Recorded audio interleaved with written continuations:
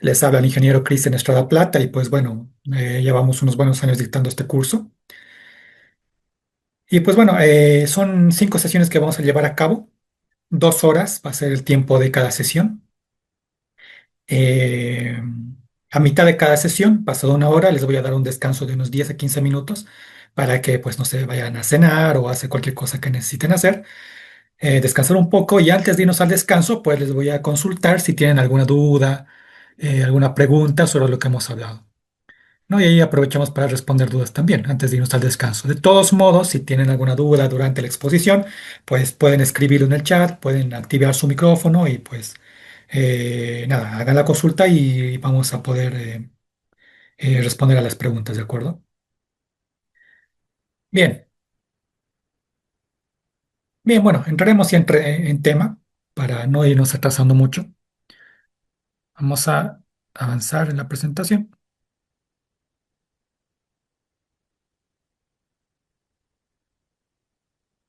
Bien, bien, lo primero que vamos a ver es la diferencia entre lo que es un residente o director de obra con lo que es la supervisión de obra, ¿no? Que me refiero a las funciones de la empresa constructora con las funciones de lo que es la supervisión, ¿no? Para que tengamos los conceptos bien claros. Primero, cuando hablamos de director de obra, de residente de obra, pues hablamos de un técnico que en principio es un personal que ha sido contratado por la empresa constructora o, como también se lo llama de forma legal, el contratista, que es esa empresa constructora la cual ha ganado la licitación o está encargada de hacer la construcción. Y pues ellos la empresa va a subcontratar su personal técnico en el cual está el residente o el director de obra, ¿no? ¿Cuál es la característica de este técnico, de este director o residente de obra? Pues que en principio tiene que velar o tendría que velar por los intereses de la empresa constructora. Eso es fundamental debido a que son ellos, es la empresa, la cual les ha contratado para hacer sus funciones, para hacer sus trabajos como ingeniero, como arquitecto, como constructor, etcétera, ¿no? Bien, aquí hay que hablar de algunos puntos, de algunos temas que voy a mencionar.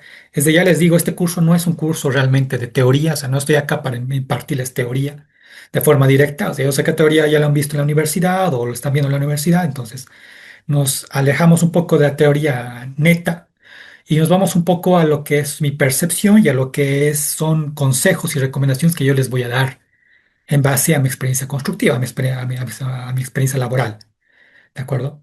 Y lo primero que les tengo que decir acá es que, claro, yo estoy enmarcando de que tienes que velar por los intereses de la empresa constructora. Claro, pero eso tiene un límite. Eso tiene un límite. Hay que tomar en cuenta de que, claro, velar por la empresa constructora, por los intereses, ¿a qué se refiere? A que tienes que cumplir con tus funciones de ingeniero, de residente, de arquitecto, de director, quien, lo que sea, de llevar tu control de obra, hacer tus documentos de modificación, de hacer un buen trabajo para cerciorar de que la empresa está ganando la cantidad de dinero que la empresa había estimado que iba a ganar en el proyecto, ¿no? Ser fiel con la empresa constructora, etcétera, etcétera. Pero hay casos en los cuales es muy difícil llevar a cabo o velar a cabo o por los intereses de la empresa constructora. El típico ejemplo que van a tener, con el que van a sufrir alguna vez, es con el manejo de los materiales. ¿Por qué? Porque, claro, ¿quién va a comprar los materiales? En principio no lo va a hacer el residente, no lo va a hacer el director, lo va a hacer la empresa constructora. O el encargado de logística, o el encargado de compras, el contador, qué sé yo, a quien designa para hacer los compras. O en último caso, pues al director de obra o al residente de obra, si es que no sé, el proyecto lo amerita. Pero en todo caso, la decisión de compra no viene del director, no viene del residente, viene de la empresa constructora. El precio, las cotizaciones, todo tiene que pasar por el visto bueno de la empresa constructora. Y si la empresa constructora decide conseguir un material económico, velando por sus intereses económicos, que desde tu punto de vista no van a cumplir con las especificaciones técnicas, pues en principio tú no les puedes rechazar ese material porque tú eres parte de la empresa constructora. Pero tu deber como técnico es informar a la empresa constructora de los perjuicios que va a tener por implementar ese material. Ese es tu trabajo. ¿no? Ese es tu trabajo. Entonces tú le dices, este acero, este cable, este artefacto, esta grava, este cemento es muy malo. Yo le aconsejaría que por favor lo cambie o considere cambiarlo porque yo no le puedo garantizar un buen trabajo con esto, ¿no? Es fundamental, y esto quiero que me entiendan, de que el residente o el director de obra siempre den su punto de vista técnico a la empresa constructora. Yo sé que esto suena un poco atrevido de decirlo, sobre todo para los que están comenzando en construcción y son ingenieros junior y que tienen un poco de temor a hablar, ¿no? Al gerente del proyecto, al representante legal y qué sé yo, y darles un poco de contra en las cosas, pero es fundamental que tú des tu punto de vista. Porque al final, cuando las cosas vayan mal, la empresa te va a preguntar, ¿por qué no le has dicho que tú tenías experiencia? Se supone que tienes experiencia, se supone que eres ingeniero, arquitecto. ¿Por qué no le has notificado que habías notado algún error o algún desperfecto o algún contratiempo que podrían llegar a tener por el uso de materiales, decisiones, etcétera? Entonces es tu deber hacérselo notar, porque a ti te han contratado para eso, pero también es tu deber como pues profesional, ¿no? Hacerle notar de que ese material es de mala calidad, de que ese proceso constructivo puede ser perjudicial, de que esa toma de decisiones puede tener sus consecuencias, etcétera, etcétera, ¿no? Entonces, velar por los intereses de la empresa no solamente implica decirle sí a todo, no solamente implica comprar el material más barato, sino que implica decirles los perjuicios que va a tener el proyecto cuando tú notes que va a haber algún imprevisto en la fase constructiva, ¿no? Esa es nuestra función, ¿no? Entonces tengan un poco de cuidado con eso de los intereses. Tienen que hacerle notar siempre a su superior cuáles son los problemas que van a tener ustedes, ¿no? Miren, hablemos incluso más a profundidad. ¿Cuáles son las funciones que tiene que llevar a cabo el residente y el director de obra? Pues de manera general, bien general, tenemos que este técnico tiene que llevar lo que es la dirección de la obra.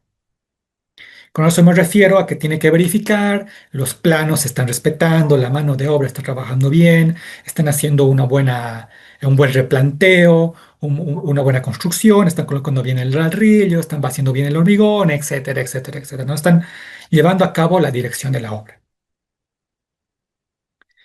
Otra función que van a tener es la de elaborar planillas de pago y documentos también de modificación. Van a tener que elaborar planillas de pago para que le paguen a la empresa constructora por los trabajos que está haciendo. Van a tener que elaborar planillas de pago para la mano de obra que está trabajando para la empresa o subcontratistas que están trabajando para la empresa. Van a tener que hacer documentos de modificación, un balance de obra, contrato modificatorio, orden de trabajo, etcétera, que vamos a hablar de eso más a detalle más adelante. Pero esos documentos también es parte de la función del técnico encargado del proyecto. Bien, y claro, y tenemos otro punto que es el control de el material y de la mano de obra, la cual está muy ligado a lo que es la dirección de obra.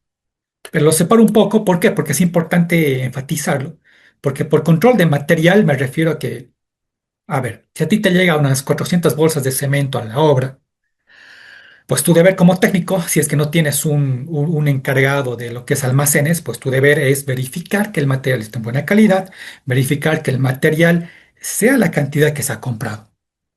Porque si te llama el encargado de compras y te dice, ¿no?, que está haciendo llegar 400 bolsas de cemento, pues tú tienes que verificar y contar que existen 400 bolsas de cemento que han llegado a la obra. No basta con sacarle una fotito de lo que están descargando las bolsas de cemento y te lava las manos. Tienes que verificar el material. Ese es mi punto, ¿no? Eso es fundamental.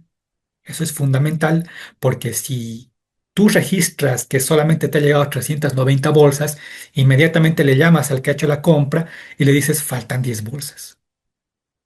Entonces él se va a encargar de llamar inmediatamente a la distribuidora, decirle qué ha pasado y si no se le pueden hacer llegar esas 10 bolsas ahora, pues te lo hagan llegar con el segundo pedido que va a ser seguramente más adelante, ¿no? o que le desembolsen el dinero que corresponde por esas 10 bolsas, lo que corresponda, ¿no? Pero tú ya le estás notificando, estás llevando un registro del material que está llegando a la obra.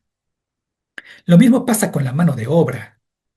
Hay que tomar en cuenta de que, claro, la mano de obra, si bien al momento de hacer la dirección de obra, vas a verificar que la mano de obra está haciendo bien su trabajo, pues también normalmente vas a tener que verificar el tema de los días que se está presentando a trabajar, el tema de las planillas de pago a la mano de obra que tienes que elaborar, el tema del avance que está elaborando, que está llevando la mano de obra, anticipos incluso, si a veces, porque a veces el proyecto no es muy grande y te dejan a ti encargado de darles el dinero de anticipo a los trabajadores en la famosa quincena, pues entonces tú tienes que llevar un registro de todo lo que se está otorgando a los trabajadores.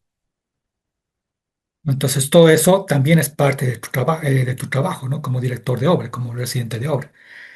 Y estas tres funciones, y aquí va otra recomendación que yo les tengo que dar, pues estas tres funciones, lo primero que tienen que hacer es verificar si les va a alcanzar el tiempo para hacer las tres funciones, ¿no? Si van a tener realmente el tiempo para hacer todo esto. ¿Por qué? Porque si resulta que no hay tiempo y tú tratas de aferrarte a realizar las tres funciones por tu cuenta, pues o la dirección de hora va a ir muy mal, o las planillas de pago se van a atrasar, o se van a presentar con errores, o vas a presentar un contrato modificatorio con errores, que puede ser peor todavía, o puedes llevar un control nulo o poco del material que va a llegar a la obra, o de los anticipos que se le va a hacer a la mano de obra, ¿no? Y los tres casos te llevan a perjuicio del proyecto y por ende perjudica a la empresa constructora. Entonces, tu primera misión, por decirlo así, es verificar si te va a alcanzar el tiempo para hacer estas funciones. Si estamos hablando de un proyecto pequeño, lo más probable es que te alcance el tiempo para poder hacer todo esto. ¿De acuerdo? No tendría que faltarte el tiempo. No, hay proyectos que son tan pequeños que elaborar una planilla de pago te dura un día máximo. Es nada, un día. Es que te dediques un día a eso y el otro día te diriges a dirigir la obra, pues no pasa nada, ¿no? Pero hay proyectos que son tan grandes que elaborar una planilla de pago te puede demorar fácilmente una semana completa. Una semana de trabajo a tiempo completo. Una semana en la cual no vas a poder hacer una correcta dirección de obra y no vas a poder hacer un correcto control del material. Si realmente quieres terminar esa planilla en una semana. Estamos hablando de un proyecto de, no sé, de 5 millones, 4 millones, que ya denota bastante tiempo de ejecución y pues que no puedes darte el lujo de hacer una planilla de pago en un día, ¿no? Desde ya les digo, más o menos, ¿no? Pongamos un intermedio de unos 5 millones de presupuesto de un proyecto, pues estamos hablando de que la planilla de pago tendría que demorarte más o menos una semana. Bien, entonces, si notas de que el tiempo no te va a abarcar, pues lo que tienes que hacer es inmediatamente hablar con tu gerente del proyecto, con el representante legal, con la empresa perdón, con la persona que te haya contratado, con tu inmediato superior y decirle, no te va a alcanzar el tiempo para hacer estas funciones. Eso es importante que lo hagan. Y yo sé que a muchos les va a pesar porque es medio complicado decirle a la empresa, sabes que yo no puedo hacer todo el trabajo. Más si estamos hablando de tu primer trabajo o de tu segundo trabajo. Y de seguro es un trabajo que no lo quieres perder. Pero es tu deber de informarlo. ¿Por qué? Porque si no lo haces, luego la culpa va a ser tuya por no haber notificado de que necesitabas apoyo. Entonces tienes que poder notificar estas cosas sin miedo y decirle que necesitas un apoyo para que se encargue el apoyo de elaborar las planillas de pago o que el apoyo se encargue de la dirección de obra, etcétera, etcétera, etcétera, ¿no? Pero es importante notificarlo. Y lo van a tener que hacer más de una vez, porque miren, yo les he comentado acá, ¿no? No les he hecho una diferencia todavía entre lo que es el residente y lo que es el director de obra. Aprovecho para decirles esto, ¿no? El residente normalmente es el personal técnico que va a estar en la obra el 100% del tiempo, trabajando todos los días en la obra. Es el que más carga horaria de trabajo va a tener, por decirlo así. El director de obra también va a estar en la obra, Pero dependiendo de la magnitud del proyecto, puede ser que le pidan que solamente esté el 50% del tiempo en el proyecto. O tal vez al 100% también, como les digo, depende de la magnitud del proyecto. El director de obra tiene más jerarquía que el residente de obra. Tiene más experiencia, por ejemplo, si en licitación te piden de que el residente de obra tenga 3 años de experiencia profesional, pues te van a pedir que el director de obra tenga 5 años de experiencia profesional. O sea, tiene que tener más experiencia, tiene que tener más currículum para optar por el cargo de director de obra. ¿Por qué? Porque normalmente el director de obra es el que va a tomar decisiones específicas en el proyecto. Ese es él el que va a estar en las reuniones con la supervisión, con el fiscal, con el alcalde, con quien sea, notificándole cómo está avanzando el proyecto, haciendo control semanal, informes, verificando a todos los residentes cómo están trabajando. Dependiendo de la magnitud del proyecto, puede haber no solamente un residente de obra, puede haber un director de obra y puede haber como 3 residentes de obra fácilmente, ¿no? Entonces, tiene más jerarquía y sobre esto tenemos incluso lo que es el superintendente de obra. El superintendente de obra es alguien que en principio tiene incluso más jerarquía que el director de obra.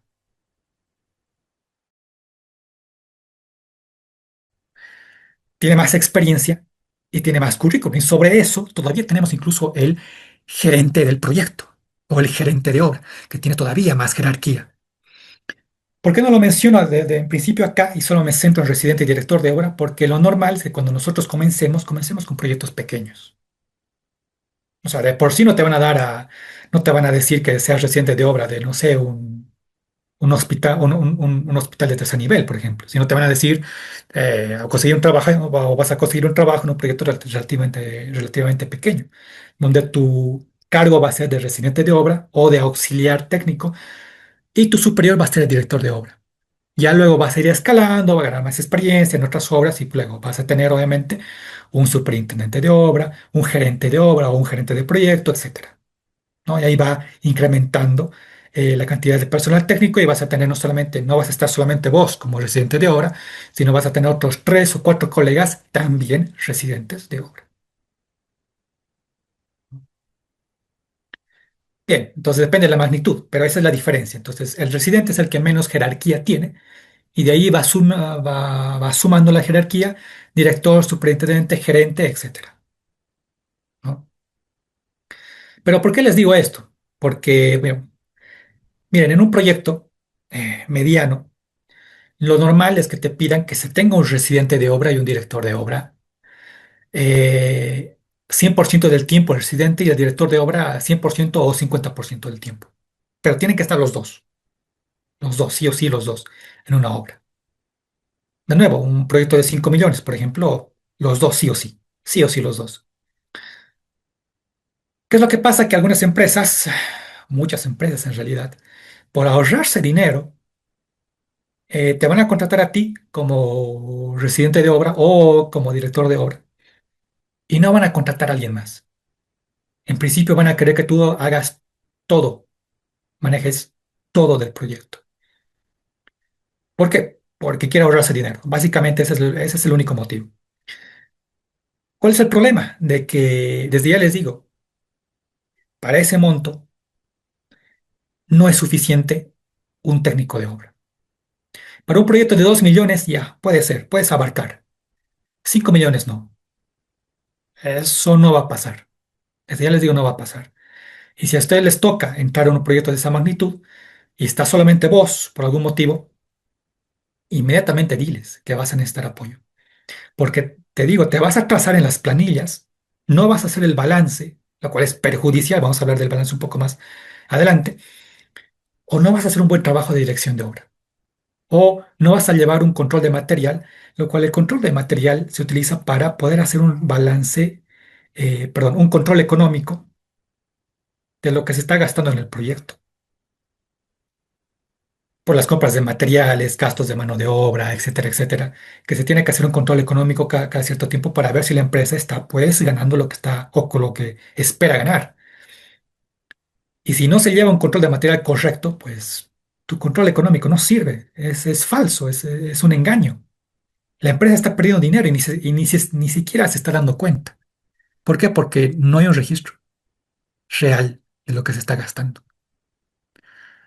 Y eso es fatal. O sea, por eso les digo que tienen que notificar si no tienen la posibilidad de hacer estas dos funciones. Lo normal es que el director de obra, pues, se encargue de hacer la dirección de obra, control de material, mano de obra, reuniones con el fiscal, etcétera, y que el residente de obra se encargue de un trabajo un poco más de gabinete, que lo que es elaborar planes de pago, contratos modificatorios, balance de obra, planos, etcétera. Todo esas funciones. Igual se puede invertir, puede ser que el director de obra tenga más experiencia en lo que es elaborar planillas de pago y tengan que hacer muchos documentos de modificación. Entonces le dices, bueno, el director de obra se encarga tú de todo esto, que lo haga muy bien, y el residente se encarga de lo que es pues, la dirección de obra, el control de material, etcétera. Igual puede pasar. Es indistinto, pero se tienen que dividir las funciones, por lo cual tienen que estar los dos. Tienen que estar los dos. Y en realidad, si hablamos de un proyecto, por ejemplo, de la construcción de uno de estas unidades educativas o de un hospital, qué sé yo, no son solamente ellos los que figuran en el documento de licitación, sino que también figuran sus técnicos especialistas. Normalmente le van a pedir a la empresa constructora que tenga su especialista sanitario, su especialista eléctrico, su especialista estructural, que en principio no es el residente de obra y no tiene por qué ser el director de obra tampoco. Son técnicos aparte que la empresa tendría que tener en la obra bajo petición, es cierto, no tienen que estar el 100% del tiempo, pero cuando se lo necesite tendría que estar. El residente y el director no tienen por qué eh, compensar la ausencia de esos técnicos.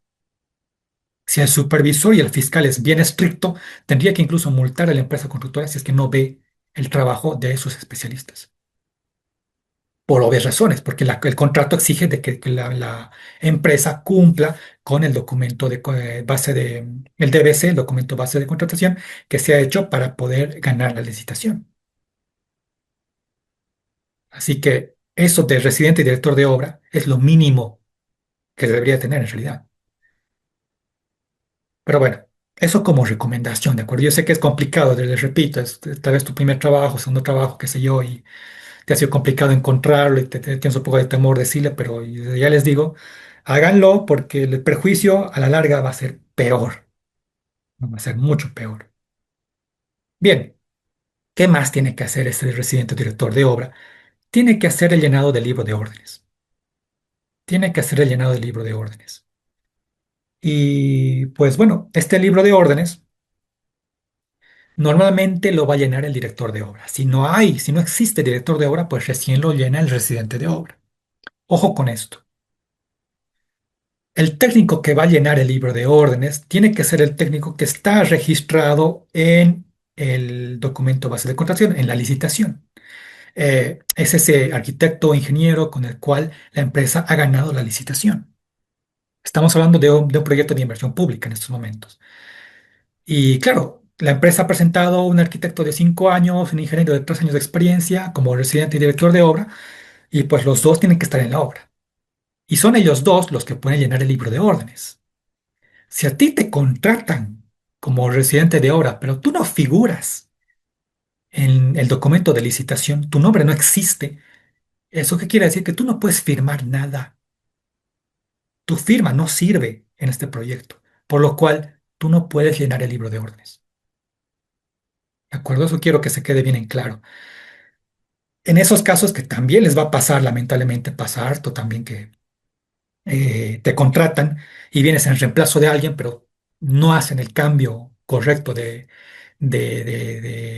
técnico encargado, pues tú eres como un fantasma que estás trabajando ahí. Pues bueno, lo que vas a tener que hacer es, claro, tú con tu letra, con bolígrafo, puedes llenar el libro de órdenes, pero no vas a poder firmar el libro de órdenes. Vas a tener que llevarle al director de obra, que no sé dónde estará, para que te lo firme. O le vas a tener que pedir permiso al director de obra, al residente, para firmárselo a su nombre, cosa que no deberíamos de hacer, pero es que muchas veces da eso, que le llamas al director de obra, le llamas al especialista en estructuras y le dices, no, necesito firmar esto, ¿me lo puedes firmar? Y él te va a decir, no, no estoy trabajando ahorita para la empresa, estoy con otras cosas, qué sé yo. Y entonces le dices, bueno, necesito firmarlo, pero le pides permiso para que lo puedas firmar a su nombre. Te da el permiso y lo firmas, o por último se lo llevas y se lo firma, qué sé yo. Pero hay que encontrar una forma para que alguien que figure en el proceso de licitación pueda firmar este libro de órdenes. En casos muy extremos, incluso lo puede firmar el representante legal de la empresa constructora. Pero eso es en casos extremos, en el caso de que realmente no exista director y residente, lo cual es muy raro que eso vaya a pasar. Así que tengan cuidado con eso, ¿de acuerdo? Les repito, si tú no figuras, si tu nombre no figura como plantel técnico de la empresa en la licitación de este proyecto, tu firma no sirve de nada. ¿De acuerdo? Así que tengan mucho cuidado con eso. Cuidado porque yo he tenido casos en que, claro, eh, contratan a alguien y le dicen, no, reciente de obra, ya perfecto, yo voy a llenar, voy a firmar, tengo mi sello en la CIB, estoy registrado, ponen su sello en la CIB y al final tenemos que anular la hoja porque no puede firmar él. Su sello, su registro en el RNI, su registro en la CIB no me sirve de nada. Multa para la empresa constructora, ¿no? ¿Por qué no está consiguiendo que su director esté en la obra? Pero bueno, entonces tengan un poco de cuidado con eso. Y por último, pues este director de obra, residente de obra, tiene que tener una coordinación constante con el supervisor de la obra. Constante. Y esto quiero que quede en claro, también para los que van a ser supervisores. Ningún trabajo debería de ser ejecutado sin previa aprobación del supervisor de la obra. ¿No? Esto solamente se puede, esta regla se puede obviar si es que esto es un proyecto de construcción privado. Si es que es una empresa constructora que está invirtiendo y decide hacer unos edificios de forma privada y revenderlos, pues claro, no va a tener un supervisor de obra. Va a ser la empresa constructora que se va a encargar de todo, de todo. Y Dios quiera que haga bien su trabajo, pero los demás se va a encargar de todo, ¿no? En caso de inversión pública es distinto. Vas a tener un supervisor de obra de manera forzosa, de manera forzosa. Y entonces este supervisor tiene que hacer su trabajo y verificar que la empresa está haciendo bien su trabajo, que no se esté inventando valores, que no esté cobrando de más, que no esté ampliando los ambientes solamente para cobrar más dinero, cosas así. O sea, que haga bien su trabajo, en otras palabras, que cumpla con su contrato. Por lo cual, la empresa constructora tiene que llevar, pues, una coordinación constante con el supervisor. Constante. Esto, en teoría, no debería de ser un problema, pero van a tener casos en que el supervisor de obra no está en la obra realmente. Lo normal, bueno, lo normal, más que lo normal, lo legal es que el supervisor esté el 100% del tiempo en la obra. 100% del tiempo en la obra. Pero les va a tocar muchas veces de que el supervisor les va a venir a visitar una vez a la semana, por cualquier motivo. Y pues bueno, ¿qué pasa? De que tienes que llevar una coordinación con él. Y si no está, es difícil llevar una coordinación con el supervisor de obra. Pues vas a tener que, obviamente, anotarte su número y llamarle de manera constante para que te dé el visto bueno para poder hacer los trabajos, ¿no? Porque si no, les repito, sin visto bueno no tendrías que hacer ningún trabajo, ningún, ninguna modificación, nada que amerite supervisión previa. Entonces hay que llevar una coordinación constante con el supervisor de obra. Eh, Bien, vamos a hablar un poco más del supervisor, la siguiente diapositiva. ¿Qué más? Antes de pasarme, el tema de la planificación de obra. Bueno, la empresa constructora siempre hace una planificación de cómo va a encarar el proyecto. Y normalmente lo que hacemos a nivel de proyecto de construcción es emplazarlo en lo que es un cronograma. Fuera del cronograma también tenemos otros, ¿no? Como una propuesta de trabajo, propiamente dicho, un documento donde especifica cuál es la metodología de trabajo que va a llevar la empresa constructora. Pero lo normal, lo más conocido, lo más lo más usual, es tener un cronograma de obra. O un cronograma de obra y aparte lo que es todo lo demás, toda la documentación extra. Este cronograma de obra, pues lo tiene que elaborar la empresa constructora y le va a servir de base a la supervisión para poder verificar cómo está elaborando el avance en cuestión de días de avance el proyecto de la empresa constructora. Vamos a ver un ejemplo de cronograma en este curso para que me entiendan un poco, pero es un cronograma de obra, vamos a hacerlo con el project para que puedan verificar si la empresa se está atrasando o tal vez está adelantando sus obras, ¿no? O si está respetando el tiempo de ejecución. El tema del balance de obra, este sí es un tema bien importante. El tema del balance de obra es un documento, es un documento que te sirve para verificar si el dinero que tú has planificado o que se ha planificado originalmente para este proyecto de construcción realmente va a alcanzar para tu proyecto de construcción, para terminar esta construcción. Si los ítems están bien planificados, si te va a faltar ítems, actividades, si te está sobrando volúmenes, etcétera, etcétera. Es un documento bien importante porque si tú no sabes si el dinero realmente te va a alcanzar, no tienes ninguna garantía de poder ejecutar de forma correcta el proyecto. Necesitas saber si el dinero te va a alcanzar. Necesitas saber si tienes todos los ítems correspondientes para poder encarar este proyecto. Y eso se lo hace mediante un balance de obra, ¿no? Miren, acá me voy. Vamos a hacer un ejemplo rápido acá. Nosotros tenemos presupuesto, un presupuesto original con el cual se ha aprobado el proyecto y se ha llevado a licitación, ha dado la empresa constructora y con ese presupuesto se hace el proyecto, se hace la construcción. Este presupuesto pues tiene diferentes actividades, diferentes ítems. Puede ser, por ejemplo, hormigón armado, puede ser, por ejemplo, excavación, puede ser, por ejemplo, ladrillo, ¿no? Etcétera, etcétera. Otros ítems que te dan o que caractericen a este proyecto de construcción. Todos estos ítems van a tener su propio volumen de ejecución. Hormigón armado puede ser, por ejemplo, ¿no? Por ejemplo, 20 metros cúbicos, excavación puede ser 15 metros cúbicos, ladrillo puede ser unos 25 metros cuadrados, por ejemplo, de área de ejecución. Todos estos ítems tienen su respectivo precio unitario, su costo unitario por ítem, el cual si tú multiplicas por el volumen de ejecución, pues vas a tener el costo por ítem de todo este proyecto. Y si tú sumas todo esto, vas a tener el presupuesto del proyecto como tal, ¿no? Ese es el presupuesto que tenemos de manera original. El balance, el balance, vamos a dibujarlo acá. El balance implica recalcular los volúmenes de obra de todos los ítems del proyecto.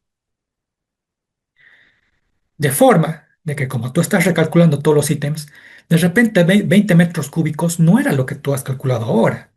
Eso es lo que decía originalmente, pero tú has calculado en base a tus planos de que necesitas, por ejemplo, 22 metros cúbicos de hormigón armado. De que excavación solamente necesitas 10 metros cúbicos de excavación. De que en ladrillo necesitas 30 metros cuadrados, por ejemplo. ¿No? Estoy intencionalmente modificando los volúmenes, que ojo, lo más usual es que la mayoría de los ítems les vaya a variar sus volúmenes. Y pues bueno, claro, esto en principio vas a multiplicarlo por su precio unitario y pues vas a sumarlo todo y vas a encontrar un nuevo presupuesto en función al balance de obra, el cual puede ser mayor, puede ser menor, pero no va a ser igual al presupuesto original. Y es con este presupuesto que tú vas a saber si te va a faltar o te va a sobrar dinero para poder construir todos tus ítems. Porque claro, si acá necesitas, por ejemplo, 22 metros cúbicos y antes tenías solamente 20, ¿eso qué quiere decir? En principio eso quiere decir de que, claro, a la empresa constructora como máximo le van a pagar 20 metros cúbicos por contrato y estos 2 metros cúbicos que tú vayas extra, que tú vayas a ejecutar, en principio no te lo van a pagar. Uno. Dos, si te lo van a pagar, pues estos 2 metros cúbicos representan un incremento en el presupuesto de este ítem. El dinero va a ser mayor, vas a necesitar más dinero para poder completar tu hormigón armado. En excavación es distinto. Te va a sobrar el dinero. 10 metros cúbicos a comparación de 15 representa una disminución económica de volúmenes y de dinero. Pero en ladrillo, pues otra vez tienes el problema de que te va a faltar dinero.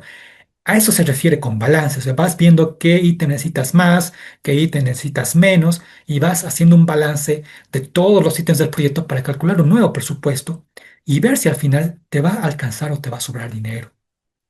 Es fundamental. Perdón, creo que he visto un mensaje, déjenme ver, algún comentario tal vez.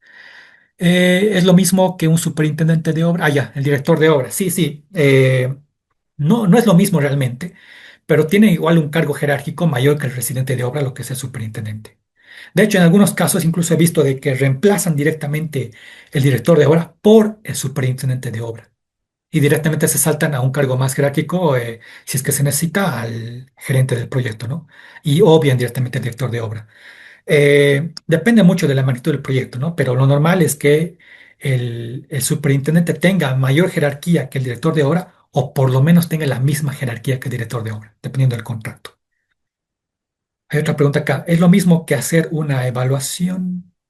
Esto te debes referir al balance de obra. Sí, si te estás refiriendo al balance de obra, sí, es hacer una evaluación.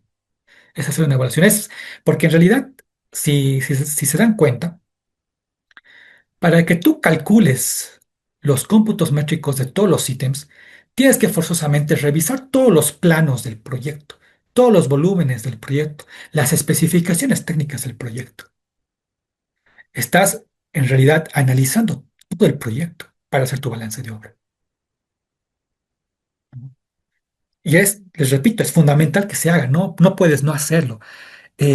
Si la empresa no sabe si le va a faltar dinero, no va a tener ninguna certeza de poder avanzar. Y si ellos falsamente piensan que les va a sobrar dinero y al final les resulta que les está faltando dinero, que es lo inverso, pues tremendo problema que van a tener porque no van a poder completar los sitios del proyecto, ¿no? Entonces, hay que tener en cuenta eso. Es fundamental el balance de obra. Sobre todo, ojo, sobre todo en proyectos de inversión pública. ¿Por qué? Porque normalmente los proyectos de inversión pública, el presupuesto, el proyecto, los planos, incluso el cálculo, lo normal es que estos proyectos hayan sido elaborados de forma rápida, sin el debido detalle que debería de tener este proyecto. Y eso les va a pasar bastante de que ustedes van a hacer un balance de obra de un proyecto de inversión pública, de la alcaldía, de la UPRE, no sé, de otra institución, de FPS, quien sea, y no les va a cuadrar el proyecto ni los ítems en volúmenes de lo que tenían originalmente. ¿Por qué? Porque les repito, estos proyectos de inversión pública se hacen muy rápido y no pueden darse el lujo de enfatizar, hacer tan a detalle como deberían hacerse. Y eso es riesgoso, pero así se hace. Porque cuando a los técnicos que trabajan en la alcaldía les dicen, a los proyectistas, ¿no? A los proyectistas les dicen, ya, hay que presentar este proyecto. Y bueno, en principio, cuánto tiempo deberías de tener para elaborar este proyecto? No sé, una semana, qué sé yo. Y te van a decir, bueno, tienes 3 días para entregar este proyecto. 3 días sí o sí. Claro, lo van a hacer como puedan y obviamente no lo van a terminar bien. Eh, y eso les va a pasar bastante. Y eso les va a pasar bastante. Ojo, con esto no quiero decir de que los técnicos de la alcaldía no hacen bien su trabajo. Hay que tomar en cuenta de que cuando tú trabajas en la alcaldía, por ejemplo, cuando eres supervisor de obra en la alcaldía, No es que te dan una obra y tú haces la supervisión de esa obra de forma exclusiva. O sea, te dan tres obras para supervisar, lo cual físicamente es imposible que tú estés en las tres obras para supervisar en primer lugar. No se debería de hacer así las cosas, pero así se hacen. Están muy acostumbrados los de la alcaldía a trabajar así. Y eso también influye a la calidad de proyectos que se presentan.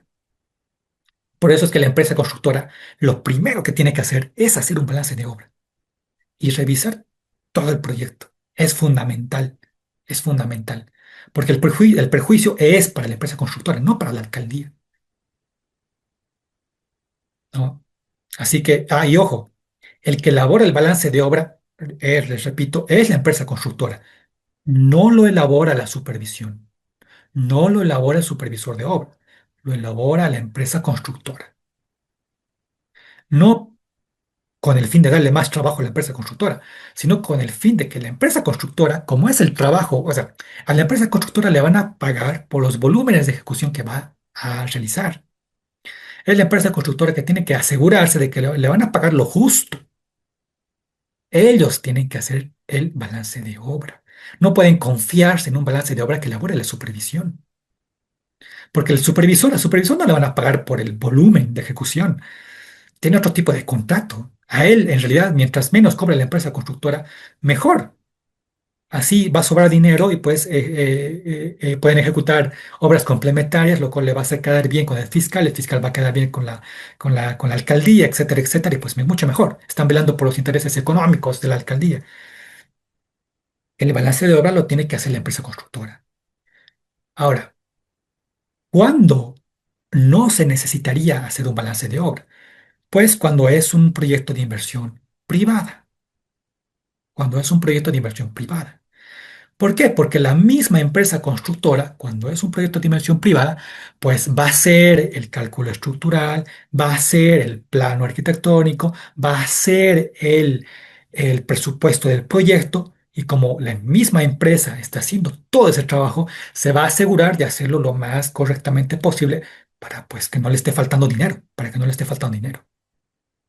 En esos casos es muy usual no tener que hacer un balance de obra, porque ya tienes todo el presupuesto, ya tienes todo hecho. O sea, la empresa ha hecho todo, lo ha hecho todo. Y pues tendría que haberlo hecho bien, tendría que haberlo hecho bien. O en el caso de que sí sea inversión pública o con financiamiento de otras instituciones, con ayuda de otras de instituciones, pero que sea, por ejemplo, un proyecto con un contrato tipo llave en mano, que es similar, ¿no? Que la empresa constructora se encarga de hacer la fase de diseño, luego se encarga de hacer la fase de construcción y la misma empresa se encarga de hacer la fase de implementación, o sea, de inmobiliar y todo el detalle, de que funcione, que es normalmente el tipo de contrato que se trabaja para los hospitales, ¿no? De AICEM, que vienen con financiamiento de la CAF, si no recuerdo mal. Entonces, esos proyectos, por ejemplo, la mayoría que he visto al menos son de proyectos llave en mano. Entonces, la empresa se hace cargo de todo, de absolutamente todo. Entonces, claro, es muy inusual que la empresa se vea forzada a elaborar un balance de obra cuando ellos ya tienen todo su presupuesto elaborado de forma detallada. En esos casos, no es necesario un balance de obra, pero si no es el caso, si la empresa constructora no ha hecho el diseño de ese proyecto y no ha elaborado el presupuesto de ese proyecto, inmediatamente tiene que hacer el balance de obra. Es lo primero que tiene que hacer desde el primer día de trabajo, que es el orden de proceder. Es lo primero que se tiene que hacer. ¿De acuerdo? Entonces, es importante el balance de obra. Vamos a ver un ejemplo más adelante.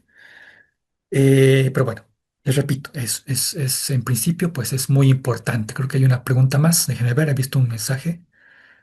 Es lo mismo, no. Sueldo del director de obra. Me preguntas cuál es el sueldo del director de obra. Pues depende de la magnitud del proyecto igual. En realidad depende de muchas cosas. Depende de la magnitud del proyecto, qué tan grande es el proyecto. Depende de la experiencia del director de obra, qué tanta experiencia tiene el director de obra, tanto currículum. En función a eso, pues se define el sueldo que va a tener ese director de obra. Y también entra el hecho de la negociación, porque el director de obra tiene que negociar con la empresa constructora cuál es el sueldo que realmente le van a pagar.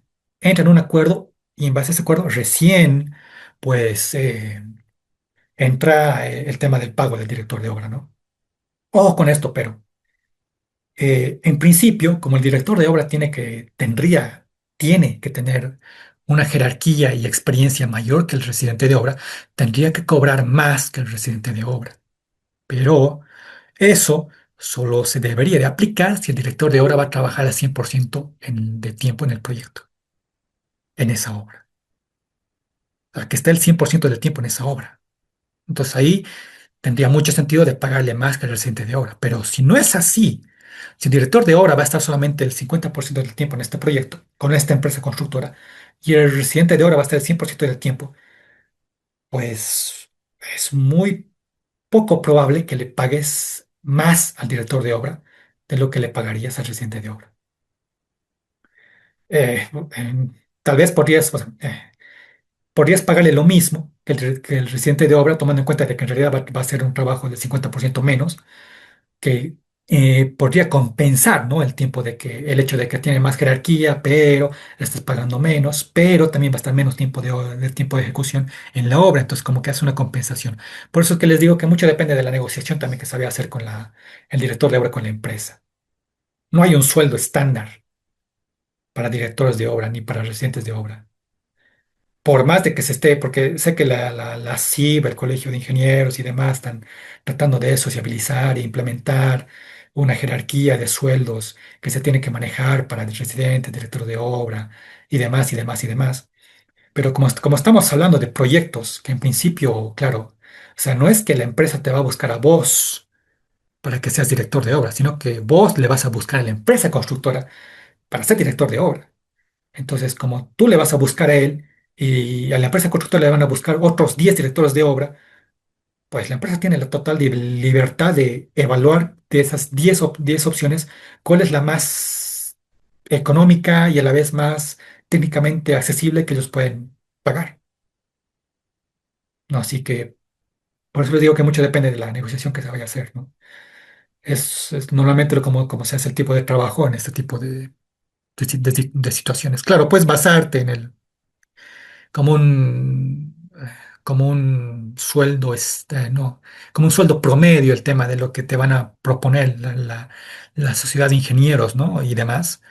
Pero tú bien puedes sumarle un 50% más a eso si quieres, o bajarle un 30% más, menos si es que quieres. O sea, es tu libertad de poder hacer eso. Bien.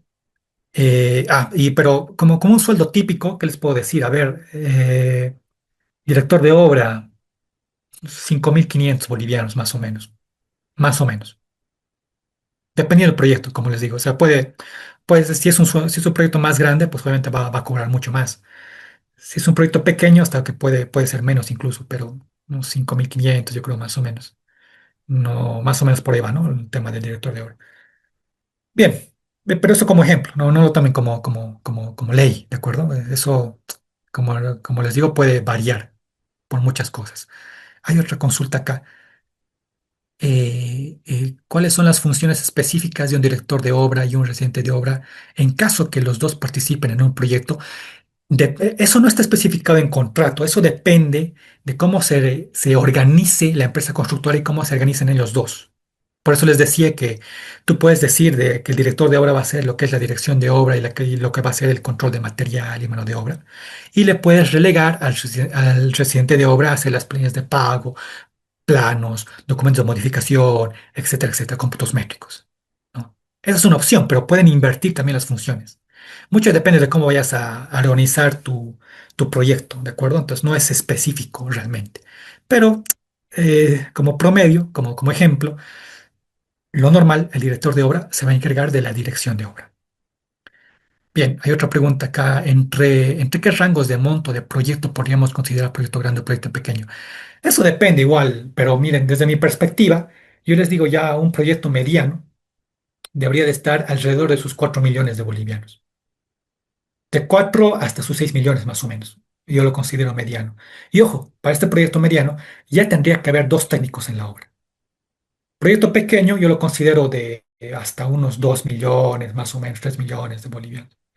Que es pequeño, por lo cual un director o solamente un residente de obra podría abarcar Ahora, si estamos hablando de un proyecto que supere los 7 millones, 8 millones, 9 millones, 10 millones, pues dos técnicos no es suficiente. Vas a tener tres y en función de la magnitud puedes tener cuatro, puedes tener cinco, ¿no?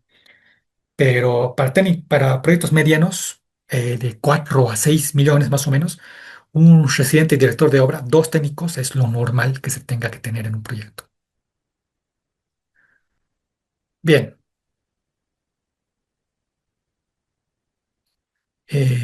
bien. A ver, ya vamos una hora.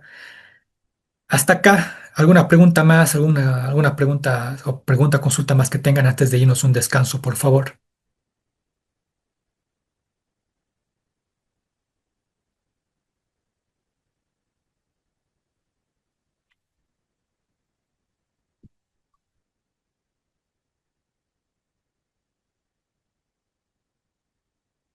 ¿Todo bien?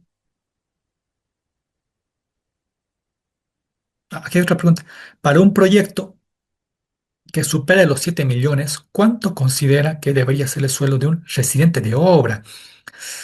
Sabes, el tema de los residentes de obra, el tema de los residentes de obra, mira, hay que tomar en cuenta de que el hecho de que el proyecto sea grande no implica que va a tener el residente de obra más trabajo, realmente. ¿Por qué? Porque proyectos de 10 millones, por ejemplo, no va a haber solamente un residente de obra, van a haber tres, cuatro residentes de obra. Por lo cual el trabajo que tú hacías por un proyecto de 2 millones va a ser en realidad similar en la carga de trabajo de lo que hace un proyecto de 10 millones, por ejemplo. ¿Por qué? Porque no va a ser solamente uno, va a ser cuatro técnicos que van a hacer el mismo trabajo en distintas áreas del proyecto. El sueldo en realidad para un proyecto de 10 millones reciente de obra, para un proyecto de 2 millones, como que va a ser relativamente similar. Puedes sumarse un poquito más, pero gran diferencia realmente no va a haber. Entonces, el sueldo que tenías para un proyecto de 3 millones, ponte, va a ser casi el mismo que vas a tener en un proyecto de 10 millones, porque no vas a ser el único. Se van a repartir el trabajo, normalmente hablando, ¿no? ¿Qué más? He escuchado sobre que hay unos porcentajes extras del proyecto total. Ahí entran la hora de trabajo y complementarios, sus porcentajes, ¿cuánto sería? Hay unos porcentajes extras del proyecto en total. Supongo que te refieres a porcentajes de incremento en presupuesto que la empresa puede solicitar, ¿cierto? De ser así, entonces sí, ahí entra lo que es los documentos de modificación, que es justamente el orden de cambio, el contrato modificatorio. Orden de trabajo no, ese no te sirve, pero sí el orden de cambio y el contrato modificatorio. Ahí puedes solicitar un incremento presupuestal, ojo, debidamente justificado, que en principio no supera un 10%, si no recuerdo mal. Sí, 10%. De todos modos, el tema de los documentos de modificación lo vamos a ver más adelante, pero desde ya les digo, ¿no? Es contrato modificatorio y orden de cambio. Orden de trabajo no, ese no le sirve. Ese es para simplemente hacer un balance de los volúmenes. No te permite modificar ni el presupuesto del trabajo, del proyecto. Bien. Y claro, ¿cuál sería el sueldo de un residente de obra? Entonces, mira. Igual, depende mucho de la negociación que vayas a hacer con la empresa constructora. Actualmente, si no estoy mal, y bueno, la verdad que no le he visto mucho detalle de esa propuesta que tiene, ¿no? De actualización de los aranceles de los ingenieros, ¿no? Según el CIP.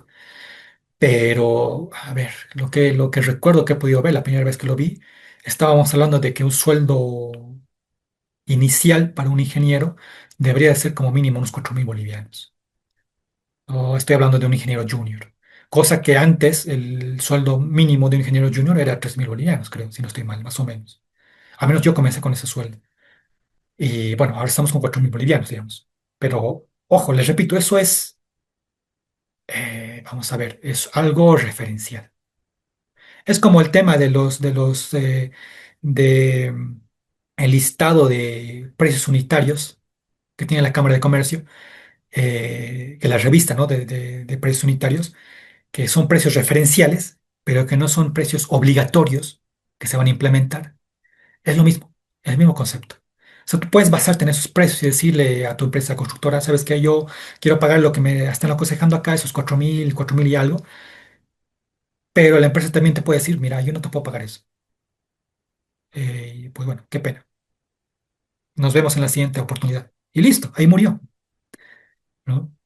Eh, Todo depende de la negociación que se vaya a hacer. Ahora, eso no quiere decir de que si la empresa te va a decir, ¿sabes qué? Te puedo pagar 2.000 pesos o 2.500, aceptalo. Y tú le dices, sí, no. Obviamente le vas a decir no, porque lo mínimo que te tiene que pagar es el sueldo mínimo, ¿no? Y de ahí, en realidad, tendría que pagarte más. Así que, si bien les digo de que estos precios que se están socializando son referenciales, no son obligatorios, no estaría de más de que los revisen para que tengan una idea de base, ¿no? Desde ya les digo, unos 4.000 bolivianos para ingeniero junior es lo que se debería de estar pidiendo actualmente. De ahí que ganes un poquito menos, ya no pasa nada. O sea, al final tú le estás negociando, tú le has dicho, sabes que puedo trabajar por unos 300 bolivianos menos, pero contrátame. Y perfecto, te contrato y trabajas, no hay problema. O le dices, yo puedo trabajar solamente por 4.500 bolivianos. Y listo, empieza a trabajar con eso. Y si está de acuerdo la empresa, pues trabajas. Pero ahí entra el tema del negociado, ¿no? Hay que tomar en cuenta de que también está el tema de la demanda, ¿no? Si la empresa postula un trabajo de residente de obra y le llegan 20 propuestas, pues lo más probable es que de esas 20 propuestas, alguien por lo menos se vaya a bajar el sueldo de 4.000 a 3.800 o 3.700. Es lo más probable. Así que vas a tener que competir, competir contra eso, ¿no? Sí. Eso por favor tómalo en cuenta. Aquí hay otra pregunta. Dice, en el DBC requieren varios técnicos en diferentes especialidades. Sí. Para un proyecto yo creo que debería cumplir. Con eso las empresas siempre he visto que le encargan todo al residente de obra. Exacto. Y es justamente lo que les decía, ¿no? En función a la magnitud del proyecto, fuera de tus residentes, directores de obra, se tiene pues un especialista en el eléctrico, un especialista sanitario, un especialista estructural, y pues que en principio deberían de estar en la obra también. No a tiempo completo, ojo, ellos van a estar un 25% del tiempo en la obra, máximo, a requerimiento en realidad, pero tienen que existir, tienen que hacer los trabajos. Ahora, de que la empresa se avive y que la mayoría lo hace, se avive y diga, bueno, yo sí voy a presentar para mi licitación estos técnicos, pero nunca van a estar en la obra, porque mi residente director de obra se van a hacer el trabajo de todo eso. Pues que la empresa se avive ya es tema de la empresa, de que tú te dejes de explotar tu problema y que la supervisión lo deje pasar, eso ya es también culpa de la supervisión. Vamos a ver, si la supervisión ve que no existe especialista eléctrico, nunca en la obra, tiene todo el derecho de multarle a la empresa constructora. Legalmente, contractualmente, puede multarle a la empresa constructora. Que no lo haga porque tiene un negociado con la empresa, eso es otro tema. O que el fiscal tiene un negociado con la empresa o con la empresa tiene un negociado con el alcalde, eso ya es otro tema. Lamentablemente en lo que es proyectos de construcción hay bastante corrupción de por medio. Esos son temas que existen, que no deberían de existir, pero que existen, que van a tener que lidiar con eso. O sea, esos son temas que no nos podemos escapar, lamentablemente. Y eso es en todo proyecto de construcción, privado o público. No piensen que por ser proyecto de construcción privado no está exento de ser, de entrar o de querer entrar a corrupción. Eso no pasa. Pero donde más se ve es en proyectos de inversión pública, ¿no? Porque si se supone que hay tanta supervisión, tanta fiscalización, ¿por qué no existen los especialistas? Pues porque hay un negocio por debajo. Ese es el motivo, ¿no? Entonces, ¿Qué te puedo decir? Ese es el motivo. No, no es algo que debería de existir, pero existe.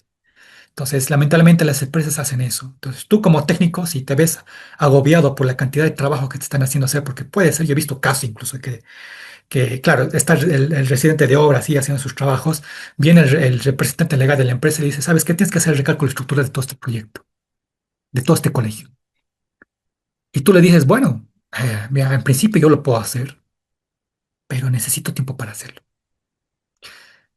Si tú me permites concentrarme en el cálculo estructural, lo hago, te lo hago, pero yo no, ya no me comprometo con que te van a salir las planillas a tiempo, con que voy a hacer, con que se va a hacer el trabajo bien de la dirección de obra, eso ya depende de ti.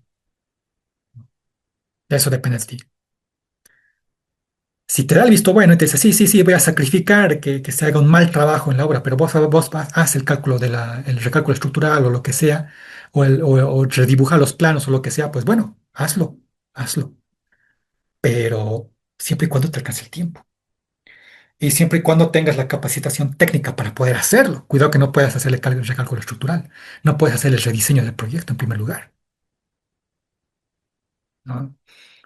Entonces, eso son temas que, bueno, hay que manejarlo con un poco de pinza, con cuidado, y pues, bueno, son temas un poco más extra, que lamentablemente no estamos exentos, perdón, de esas temáticas que realmente llevan normalmente a tener problemas en el proyecto, en el proyecto más adelante, ¿no? Bien, bien, ¿les parece si nos damos un descanso entonces de unos 10 minutos y regresamos? Bien, regresamos, por favor. Ya se nos pasó el descanso. Bien, bueno, les voy a compartir la pantalla.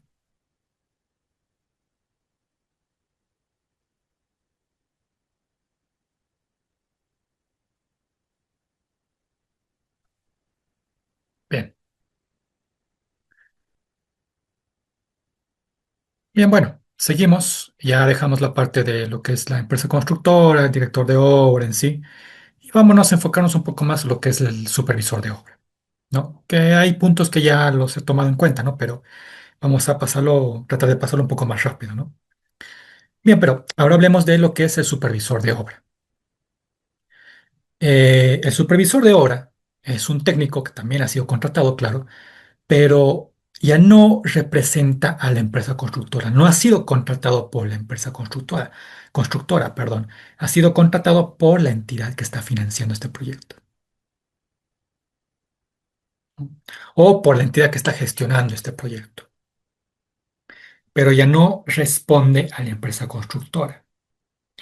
Este supervisor de obra, por lo cual, está encargado de supervisar, de verificar toda la ejecución de este proyecto. El supervisor de obra tendría que ser capaz y tendría que realizar la verificación de todos los planos, todos los cómputos métricos, todo el proceso de ejecución, todo el proceso de entrega de planillas, verificar cómo están los contratos modificatorios, verificar el balance, verificar las especificaciones técnicas, verificar cómo se está construyendo, cómo está gestionando, qué está modificando. Tendría que verificarlo todo. Todo lo que hace la empresa constructora lo tiene que verificar y supervisar el supervisor de obra, perdón por la redundancia, ¿no? Entonces, en principio, se sobreentiende de que el supervisor de obra tiene que tener igual o más experiencia que la empresa constructora, o al menos que los técnicos encargados. Tendría que tener la misma experiencia que el director de obra, como mínimo, como mínimo. ¿Por qué? Porque si no, ¿cómo va a verificar que las cosas la están haciendo bien realmente la empresa constructora? Si no tiene experiencia, no va a poder verificar lo que tiene que verificar. Bien, entonces, como tiene que verificar, supervisar y revisarlo todo, va a tener que forzosamente elaborar informes. Que a diferencia de la empresa, porque a la empresa a veces se les pide, ¿no? Preséntame un informe una vez al mes, un informe pequeño una vez a la semana y cosas así, para que notifique, ¿no?, el avance del proyecto. El supervisor tiene que hacer informes más consistentes en distintas fases del proyecto.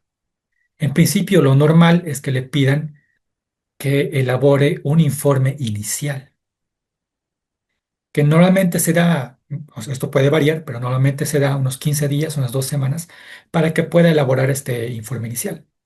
15 días después del orden de proceder. El orden de proceder es la fecha en la que inicia oficialmente los trabajos, que es una carta, una nota o puede estar escrito en el libro de órdenes, donde el supervisor da el visto bueno a la empresa para que comience los trabajos. Y a partir de esa fecha se va sumando los días de ejecución para ver si la empresa va a cumplir con el plazo contractual.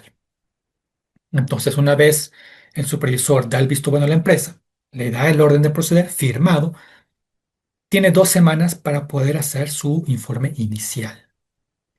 ¿Qué va a hacer en su informe inicial? Pues va a tener que revisarlo todo también. Tiene que verificar los planos, que se tenga todos los planos, que se tenga todos los estudios, que se tenga un correcto emplazamiento del lugar, que se tenga toda la información coherente, que la empresa tenga su personal propuesto. Tiene que verificarlo todo. O sea, tiene que dar el visto bueno para que el proyecto realmente pueda funcionar, ¿no? Porque si encuentra deficiencias del supervisor, puede paralizar la obra o puede notificar de que la empresa no puede comenzar sus trabajos por X, Z motivos. Tal vez la zona de emplazamiento es mucho peor de lo que aparentaba en los planos y no puede construir hasta que se hagan mejoras. Entonces se paraliza la obra y en su informe tiene que notificar eso, de que no se está pudiendo por esto, por esto, por esto y por esto. Entonces es un informe importante porque notificas cuál es la situación actual y si realmente se puede comenzar con los trabajos de forma oficial, ¿no?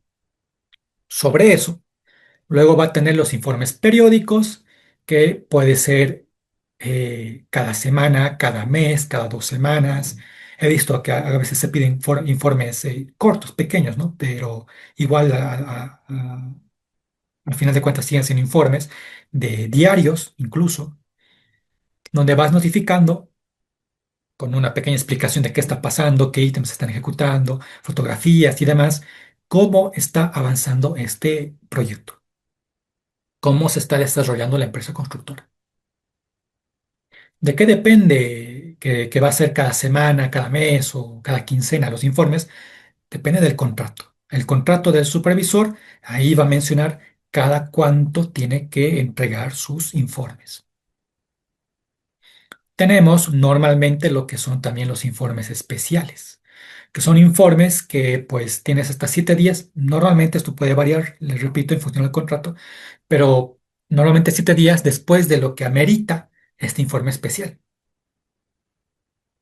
Por ejemplo, que hay un conflicto social y no está pudiendo con la empresa trabajar de forma correcta, pues bueno, no va a esperar a llegar a la fecha de entrega de informe periódico para poder notificar. Lo que va a hacer es informarlo de forma inmediata. Para eso sirve el informe especial. Es para que no esperes a tu informe periódico y lo hagas de forma pronta, ¿no? El problema que estés teniendo con este proyecto o cualquier notificación que necesites realizar. Luego tenemos lo que es el informe a medio término, que es básicamente notificar cómo está el proyecto al 50% de avance. Cómo ha ido la empresa, cuántas planillas ha cobrado, fotografías de respaldo, el tema de las boletas, etcétera, etcétera. O sea, cómo se desarrolla el proyecto hasta el 50%. Luego tenemos el informe final, que es muy similar, pero al 100% de ejecución.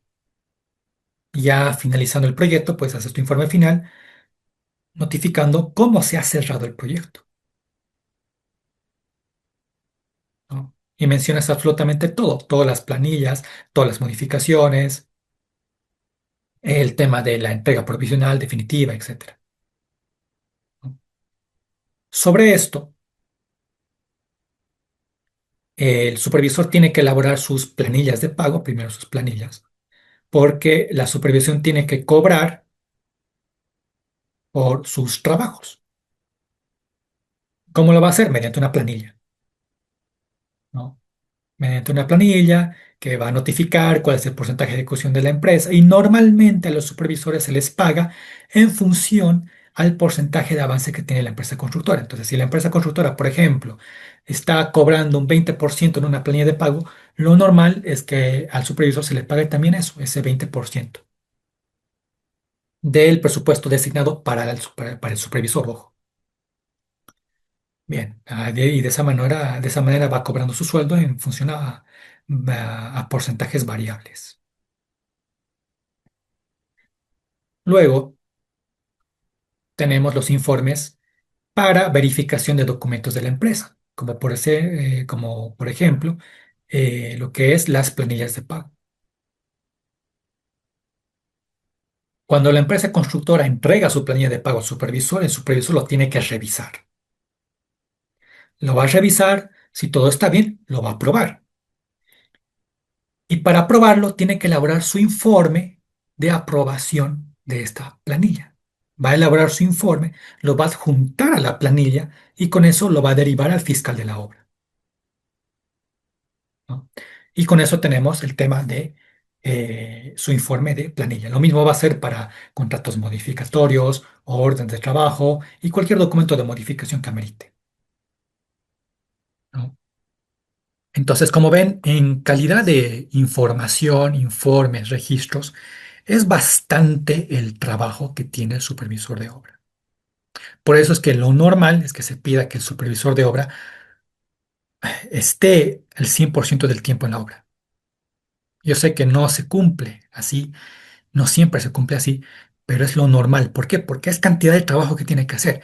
Y para poder hacer estos informes, tiene que estar forzosamente en la obra. Si no, se va a inventar.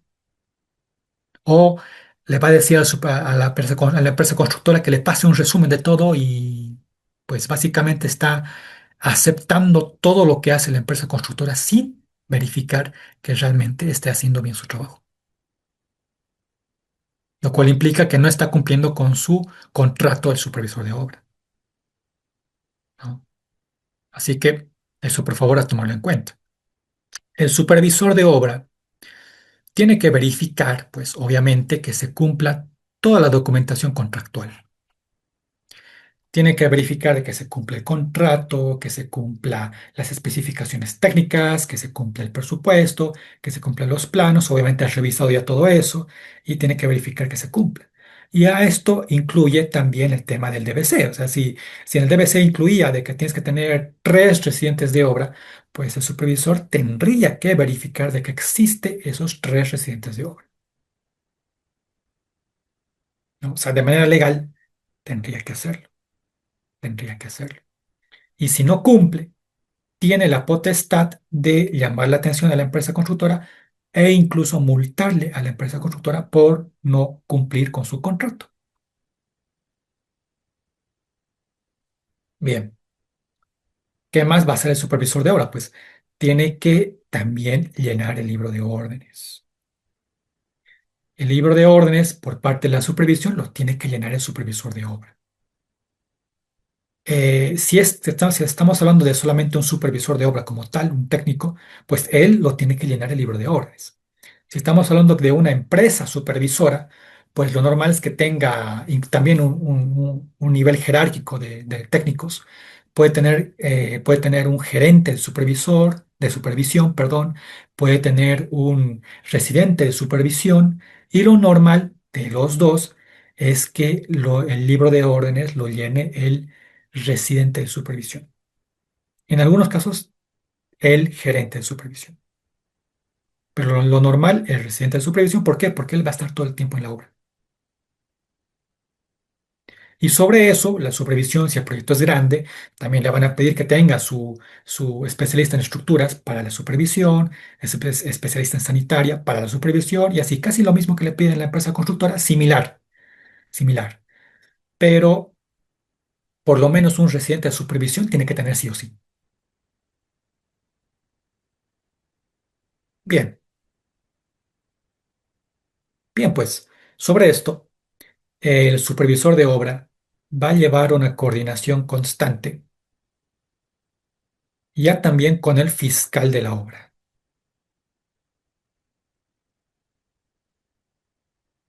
El fiscal de la obra, si estamos hablando de un proyecto que está siendo eh, no desarrollado, pero sí financiado, por decirlo así, por una alcaldía, lo normal es que el fiscal de obra sea un técnico que trabaje en la alcaldía, ¿no? Que trabaje en la alcaldía.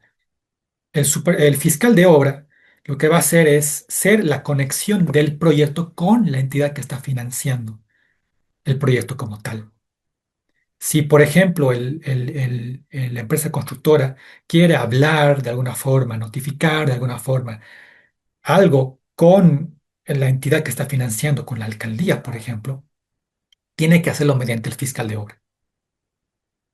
Si el supervisor quiere igual notificar algo a la alcaldía, tiene que hacerlo mediante el fiscal de obra. Y el último que va a aprobar los documentos de modificación y planillas y alguna modificación, si es que lo amerita, va a ser el fiscal de la obra. Sin su firma no pasa una planilla de cierre, una planilla de pago, un contrato modificatorio, etcétera. Entonces el fiscal da el visto bueno para que pase hasta la sección de finanzas de la alcaldía, ¿no?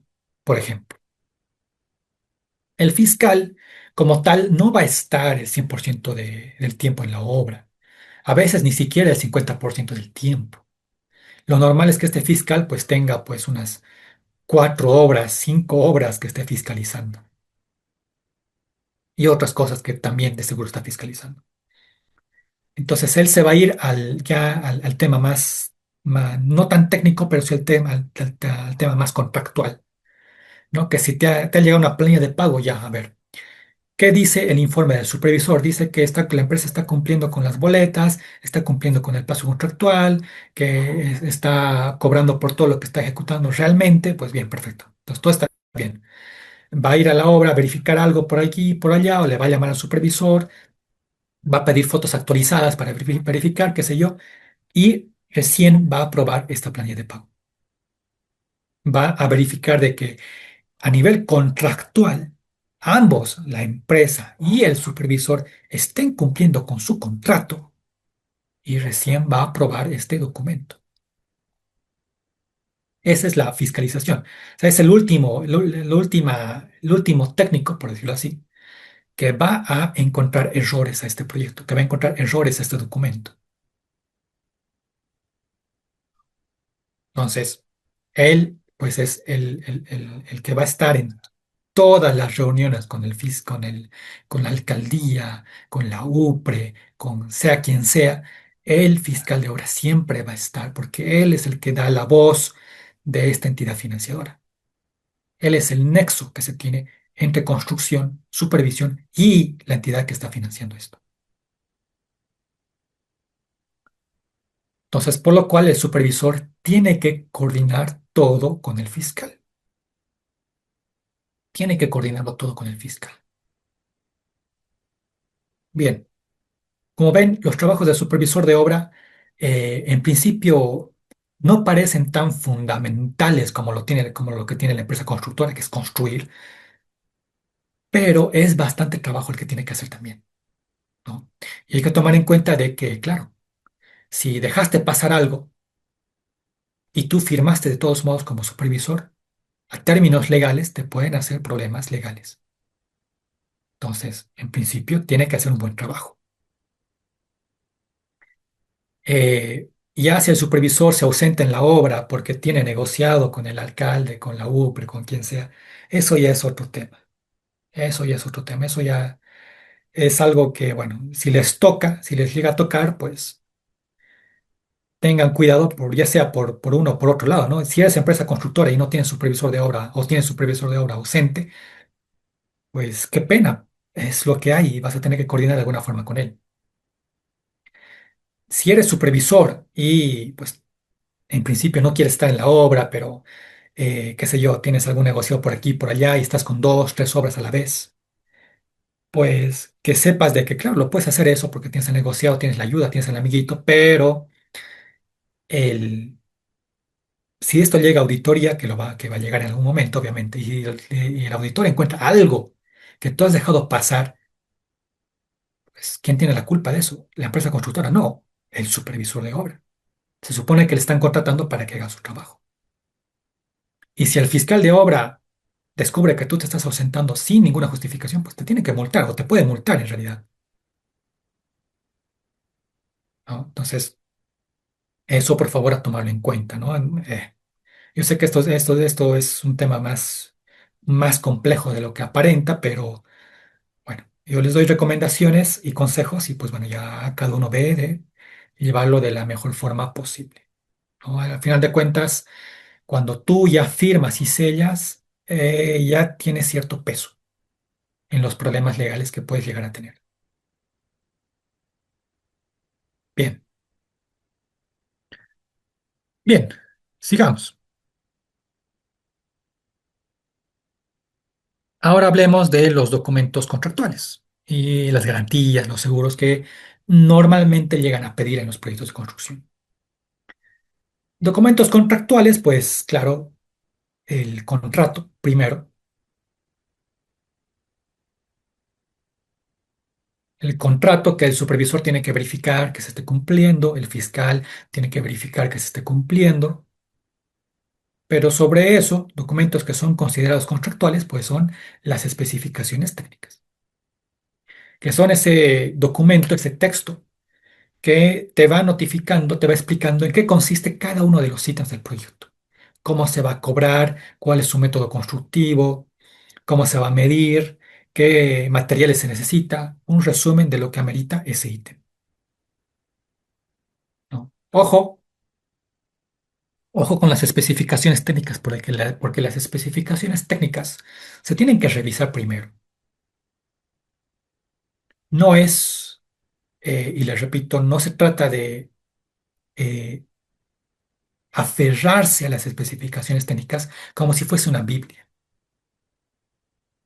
El deber del supervisor es de revisar las especificaciones técnicas para ver si no tienen errores. La empresa constructora va a hacer lo mismo, porque si la especificación técnica te dice de que no tienes que colocar una capa de mortero del ladrillo al ladrillo para unirlo, solo tienes que colocarlo montado, pues no lo vas a hacer así, obviamente. Eso es un error. No te vas a aferrar a las especificaciones técnicas. Un supervisor con experiencia siempre tiene que revisar las especificaciones técnicas antes de demandar que se sigan al pie de la letra. Bien, tenemos lo que son los ítems del proyecto, los volúmenes de obra, el presupuesto general en realidad, que en principio, claro, es contractual y se tiene que respetar. ¿Por qué? Porque si no se tiene un documento de modificación, ese presupuesto, ese ítem, ese plano, esa cantidad de volúmenes, pues se lo tiene que respetar, no lo puedes modificar.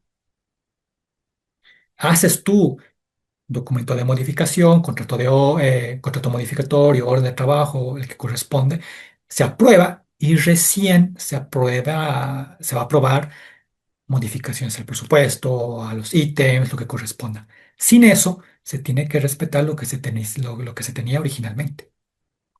El cronograma, el plazo de ejecución, también se tiene que respetar. No puedes modificar el plazo de ejecución así por así. No puedes modificar el cronograma también así por así. Tienes que tener pues una justificación para modificar estos dos documentos y puede ser mediante un contrato modificatorio, por ejemplo, que necesites implementar más días de ejecución, entonces cambia tu plazo de ejecución o incrementar nuevos ítems, modificar tu plazo de ejecución, lo mismo va a modificar tu cronograma y vas a tener que actualizar tu cronograma de ejecución. Sin eso, se tiene que respetar el que tenías por defecto. Las memorias técnicas, que va más ligado a lo que son los planos constructivos, ¿no? Con esto me refiero a las memorias del diseño que se ha hecho en este proyecto.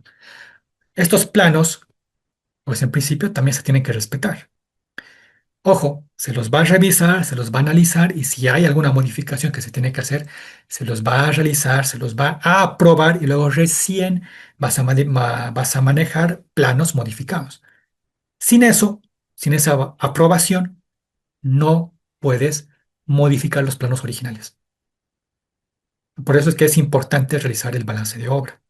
Ahí vas a ver qué te va a faltar y qué se tiene que modificar en este proyecto.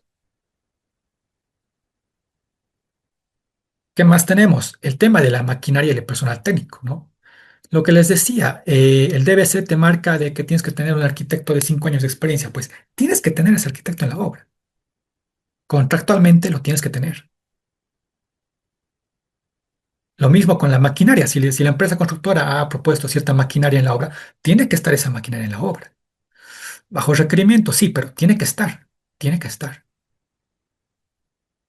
¿No? Entonces, no puede ser de que la empresa haya ganado la licitación colocando que va a tener, no sé, dos volquetas a disposición y que ya ha llegado el momento te diga, no, ¿sabes qué? No puedo avanzar en las obras porque no tengo volquetas. Eso no existe. Se lo puede, fácilmente le puedes multar a la empresa constructora si va a hacer eso, ¿no? Porque se supone que tiene a disposición volquetas. Con eso ha ganado la licitación. Y claro, tenemos lo que es el libro de órdenes. El libro de órdenes también es considerado contractual. ¿Por qué? Porque el libro de órdenes te sirve para saber qué es lo que ha acontecido en el proyecto de inicio a finalización.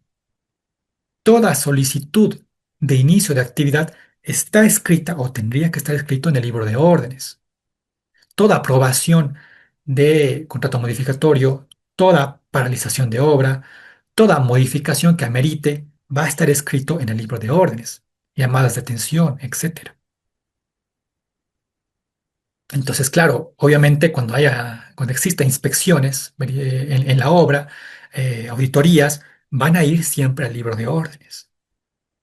Es considerado también un documento contractual.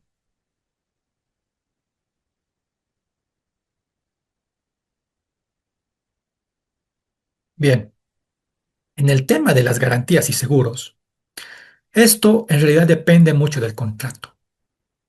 Depende mucho del contrato. Es en el contrato donde te va, vas a poder verificar en realidad qué garantías y qué seguros te van a pedir en la obra. De manera general, de manera general, tenemos estos puntos que normalmente suelen pedir, que primero es la garantía por el anticipo, normalmente al 20%. Esto puede variar, pero normalmente se pide el 20% porque el anticipo normalmente se pide un 20%, ¿no? Que es esta boleta, esta garantía de correcta inversión del anticipo. Si la supervisión, el fiscal, la entidad financiadora detecta de manera justificada de que la empresa no está utilizando el 20% de anticipo en este proyecto, porque puede ser que tenga otras obras y haya destinado ese monto de dinero a sus otras obras, puede pedir la activación de esta boleta, ¿no? Que en otras palabras, la empresa va a perder dinero. Es lo que quiero decir. Tenemos lo que es la garantía por seriedad de propuesta, porque la empresa ha presentado su propuesta, ha sido aprobado, ha ganado la licitación, pues esta propuesta se tiene que respetar. Garantía por buena ejecución de la obra. Se supone de que la empresa está haciendo bien su trabajo. Tiene que haber cierta garantía de eso. Es con esta garantía, con esta boleta que uno puede cerciorarse, que puede presionar a la empresa de que haga bien su trabajo. La garantía por cumplimiento de contrato, que está muy ligado a la garantía de buena ejecución, normalmente al 7%, de que, claro, que en principio la empresa tiene que garantizar de que va a cumplir su contrato, de que va a cumplir su contrato. Tenemos ya en tema de los seguros, el seguro de obra. Lo normal es que te pidan que las obras estén con cierto seguro por si pasa algo, le pasa algo en la obra, ¿no? tendría que tener seguro los trabajadores que van a tener, que van a estar trabajando en la obra. Seguro contra accidentes. Ojo, no estoy hablando de un seguro de salud. Estoy hablando de un seguro contra accidentes. Seguro de salud, dependiendo del contrato, te lo pueden pedir como también no te lo pueden pedir. ¿De qué depende? Pues, te repito, depende del contrato. Hay contratos, instituciones que exigen que los trabajadores tengan seguro de salud, no solamente seguro contra accidentes. Y hay otros que te dicen, no, me basta con que tengas seguro contra accidentes. Pero tiene que haber, ¿no? Tiene que existir. Si te lo pide, tiene que existir. Y también tenemos el seguro o para responsabilidad civil, ¿no? Bueno, que en principio los trabajos que hace la empresa constructora no tiene por qué perjudicar al vecino. Y si perjudica, ahí tienes tu seguro para que cubra esos gastos, ¿no? De manera bien general, estos son los documentos que tienen que estar en la obra. ¿Quién se encarga de elaborar estos documentos? Pues no lo va a hacer el residente, no lo va a hacer el director de obra, lo va a hacer la empresa constructora, el que sea que esté encargado de hacer todo esto. El encargado de logística, el contador, qué sé yo, el representante legal.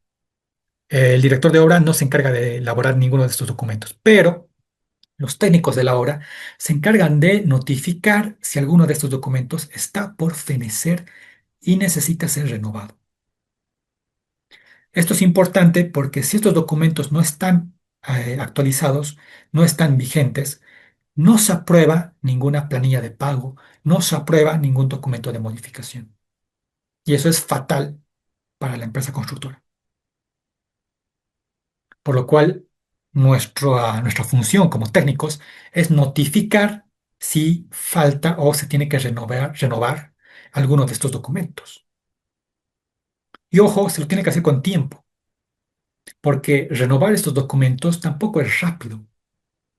Mm, No es que te lo van a hacer en un día, a veces tarda varios días en poder renovar esta documentación, estas boletas, estos seguros. Así que tengan mucho cuidado con eso. Verifiquen que realmente tengamos todo lo necesario para poder trabajar, ¿no? Porque les repito, sin esto no te van a aprobar ninguna planilla, ningún documento de modificación.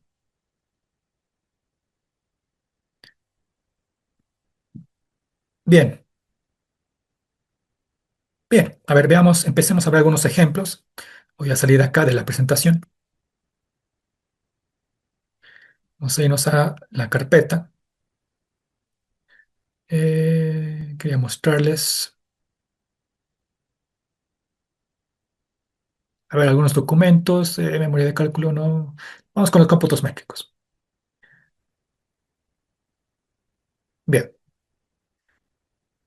primero, como el proyecto tiene su presupuesto, ya tiene su presupuesto de forma original, de forma inicial, pues obviamente tiene que tener cómputos métricos, ¿no? Estos cómputos métricos, en principio, como tú vas a hacer un balance de obra, te sirven para verificar qué ha considerado la alcaldía para hacer sus cómputos métricos, su presupuesto. Porque a veces no es tan entendible solamente mediante los planos, tienes que tener algo que te guíe y esos son los cómputos métricos, ¿no? O tal vez esto es un proyecto de inversión privada o llave en mano, pues entonces estos cómputos métricos cobran más sentido, pues los tienes que tener sí o sí para verificar el tema de la volumetría que se tiene que ejecutar. En principio, estos cómputos métricos yo les diría que, bueno, les pidan a los que les van a dar estos cómputos métricos que les hagan llegar en un formato editable. Este, el que yo estoy manejando, está en PDF, que es así como nos hicieron llegar el tema de todos los cómputos métricos para este proyecto. Y pues, como teníamos que hacer un balance de obra, pues estos cómputos métricos como me servía y a la vez no me servía. Me servía de referencia, sí, pero como está en PDF, yo no puedo verificar cómo ha calculado estos valores, ¿no? ¿Por qué? Porque está en PDF. Si estuviese en Excel lo puedo verificar, pero en PDF yo, en principio no puedo verificarlo, tendría que verificarlo de forma manual. Entonces, como que en realidad no me sirve de mucho. Así que mi recomendación es que si van a solicitar información, planos, cómputos métricos, lo que sea, que les hagan llegar en un formato editable, para que ustedes tengan más facilidad de poder verificar estas cosas, ¿no? Pero de todos modos, estos cómputos métricos nos sirven porque miren, acá hay un claro ejemplo de cómo hacer bien y cómo hacer mal un cómputo métrico. Miren acá, tenemos por ejemplo el tema de las zapatas. Acá estamos en ingeniería estructural y estamos hablando de lo que es la excavación. Bien, miren acá, tenemos excavación en semiduro, suelo semiduro, para la rampa. Y te dice, ¿no? Acá estamos hablando de la excavación P1, P2, P4 y P5, que corresponde a lo que son los pilares P1, P2, P4 y P5, con sus respectivas fundaciones zapatas. Son cuatro elementos con un factor de forma 1, eso quiere decir que no tiene ninguna variación en su forma, en su geometría, y tiene 1,90 de ancho por 1,90 de largo por 2,10 de alto, cuya multiplicación te da 30,32. Perfecto. Así es como se hace un cómputo métrico, detallado. Largo por ancho, por alto, cantidades de veces que se repite, la unidad, factor de forma, su multiplicación y la descripción. ¿A qué corresponde? A la excavación de la rampa P1, P2, P4 y P5. Incluso acá yo les diría que coloquen incluso ejes, que la P1, P2, P4 y P5 corresponden al eje número 2 del plano de emplazamiento, ¿no? Eje 2 unión con eje uno, con eje 2, con eje 4, etcétera, etcétera. ¿Para qué? Para que sea más fácil de poder revisarlo en los cómputos métricos, perdón, para que sea más fácil poder revisarlo en los planos en los cuales se han basado para hacer estos cómputos métricos. Bien, pero en principio esto está bien. ¿Qué pasa con la parte de arriba? Mira, tenemos excavación semidura igual, pero dice excavación para zapatas de forma general, te pone que es solamente un valor único, factor de forma 1, ya no nos importa, con un ancho de 363,30 metros, una altura de 2,10 y una multiplicación que te da 762,93. Esto obviamente pues está mal elaborado porque lo que han hecho es agarrar el área de todas las zapatas, de todos los módulos menos la rampa y copiarlo acá en el ancho y eso lo han multiplicado por el alto y les ha valido, básicamente. Eso está mal. ¿Por qué? Porque esto no se puede revisar. Si tú eres supervisor de obra y te llega un cómputo métrico así, lo primero que haces es rechazarlo. Claro, ¿cómo vas a revisar esto? Es imposible. ¿Qué es lo que pasa de que, no sé, tal vez han hecho el cálculo estructural en algún lado y, claro, les ha dado el volumen del área de las fundaciones y, pues bueno, lo han copiado acá. ¿Por qué? Porque no tenían el tiempo para poder hacerlo. ¿Por qué? Porque este proyecto se ha hecho, pues, a tiempo récord, porque los de la alcaldía no tenían tiempo para hacerlo a detalle. Les repito, el balance de obra es muy importante. Y por más que no tengas que hacer un balance de obra, tienes que revisar la documentación. Y los cómputos métricos es parte de la documentación. Siempre hay que revisar.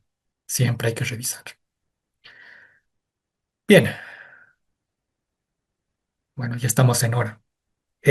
Hasta acá, preguntas, consultas que tengan, por favor, para ir finalizando la clase.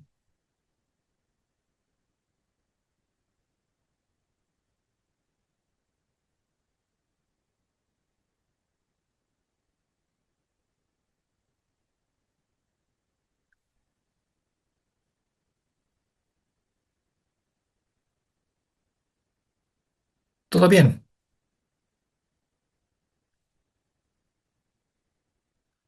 Bien, bueno, entonces podemos dar por finalizada esta clase de hoy. Nos veríamos mañana directamente, por favor, a la misma hora. El video, bueno, van a subirlos de seguro los de Infinitech a la carpeta correspondiente. Yo creo que mañana, en realidad, porque esto tiene que subirse todavía al sistema. Pero bueno, lo van a tener seguro mañana para que lo puedan visualizar. Pues bueno, eso sería todo. Gracias por estar acá y nos veríamos mañana. Conmigo hasta mañana y pues descansen bien.